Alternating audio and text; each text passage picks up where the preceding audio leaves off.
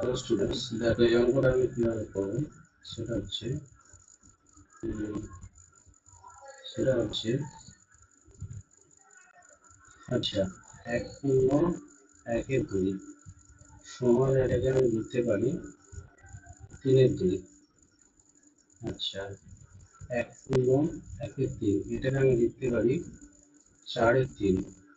যাতে লিখে 2.1-4 এটাকে লেখা যেতে পারে 9-4 এবং 4.1-5 সমান এটাকে লেখা যেতে পারে হচ্ছে 21/5। এখন দেখো বলেছে কোনো ক্ষুদ্রতম পূর্ণ সংখ্যা এত এত এত ভাবে বিভাজ্য।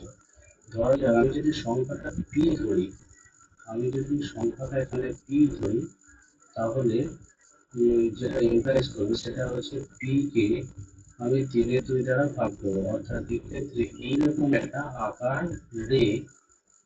একটা আকারে আমার ভাগফলটা আসবে, যেখানে 2 তো অবশ্যই 3 দ্বারা ভাগ যাবে না, তাহলে পি কে অবশ্যই 3 দ্বারা ভাগ যাবে।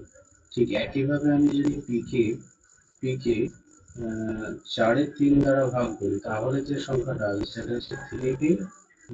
অর্থাৎ পি কে 4 দ্বারা ভাগ যেতে হবে। তাহলে এইভাবে আমি যদি চিন্তা ভাবনা করি, তাহলে এই যে 3, 4, 9 এবং 21, এই যে সংখ্যা চারটে আছে, এই সংখ্যা গুলো দ্বারা বিভাজ্য হবে এমন একটা সংখ্যা আমাকে এখানে নির্ণয় করতে হবে। সেটা কিভাবে পাবো না, 3, 4, 9, 21 এদের আমি লসাগু করবো।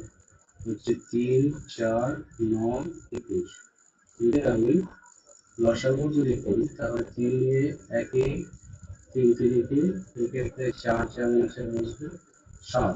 আর কি এর দ্বারা যাবে, আর কিছু যাবে না, তাহলে লসাগু হবে 3 গুণিত 3 গুণিত 4 গুণিত 7।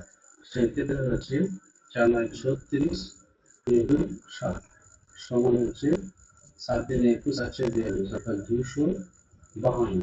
এই ক্ষেত্রে সঠিক অ্যান্সার হবে 252। 252 যদি আমি এই ভগ্নাংশগুলো দ্বারা ভাগ করি বা এই ভগ্নাংশগুলো দ্বারা 252-কে ভাগ যাবে। তাহলে বোঝা গেল ব্যাপারটা। মানে আমি যদি পিকে 3/2 দ্বারা ভাগ করি, তাহলে আমার হচ্ছে সংখ্যাটা আকার আসবে 2/3।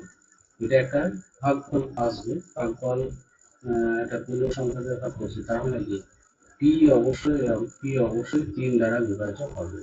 ঠিক একইভাবে পি 4 দ্বারা বিভাজ্য হবে, পি 9 দ্বারা বিভাজ্য হবে, পি 21 দ্বারা বিভাজ্য হবে। অর্থাৎ সংখ্যাটা যেটা হবে, পি এমন একটা সংখ্যা হবে যেটা 3, 4, 9, 21 দ্বারা বিভাজ্য হবে।